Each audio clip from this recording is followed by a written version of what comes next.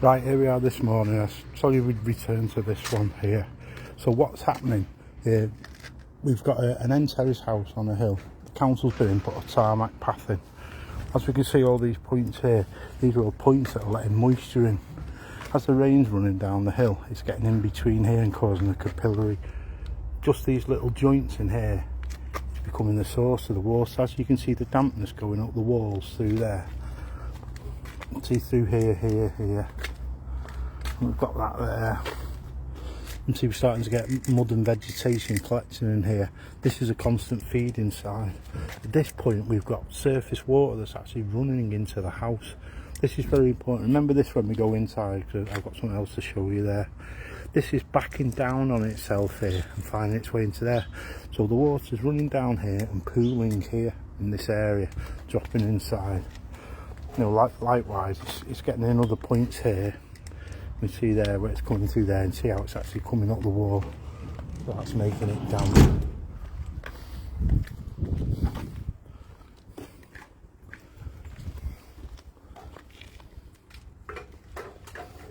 There's a vent at ground level. It's on a slope, but it's still going to let moisture in.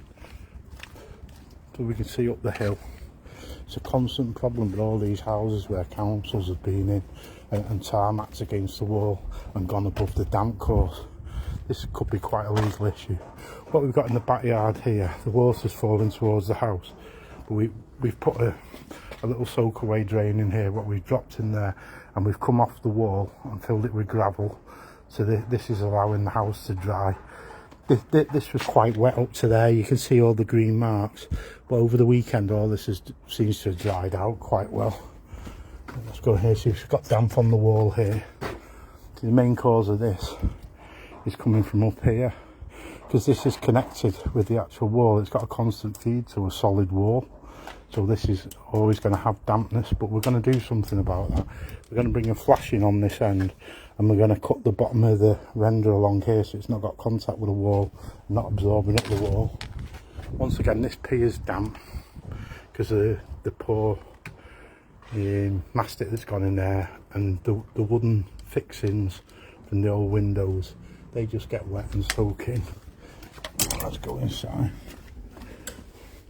Now, the house has been unoccupied over the weekend. This is the back door. As you can see, these are where the problems start, where we can see it starts to rust on the bead. The paint's flaking there. These all coincide with the defects on the outside, so they're quite an easy fix. Let's go through here. Underneath the stairs was absolutely terrible.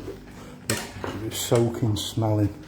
So what we've done, we've chiselled down to the damp course there, and this is drying out. We've still got a little bit more to do on here. Then we've got to fix the damp vents, but this is a constant feed to the house of smell and odour. We've been down all the perimeters here. We've just cut the connection off over the weekend to let it dry naturally. Now we've actually got the humidifiers on the job. I'll just switch that off.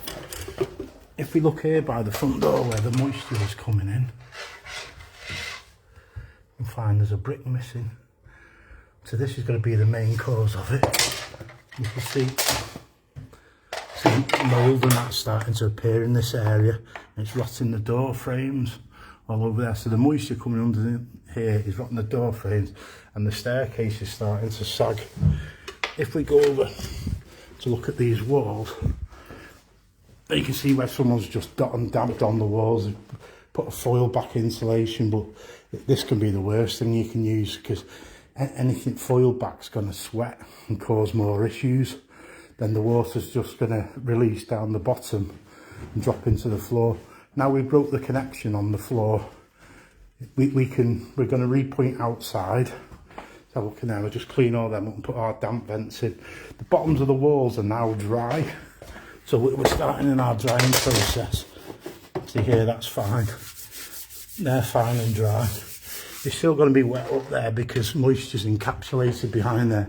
We're going to get some blowers and try and blow in between. We should be okay because they've been dot and dabbed on the wall. So we should be able to get airflow in there. Clean all these channels up in here. This is one of the worst scenario case houses. We've already got the moisture down to 50% at the moment, and we're working on that. We're going to aim for 20, get it back to a normal house like everyone else's. When the customer's been heating the house up, obviously they're just drying the walls, and that's why the bills are so high. So we're going to help them in that way. And what we're going to do, we know, once we know all the walls are dry, then we'll fit our vents, and then the skirtings can go back, and happy days, job done.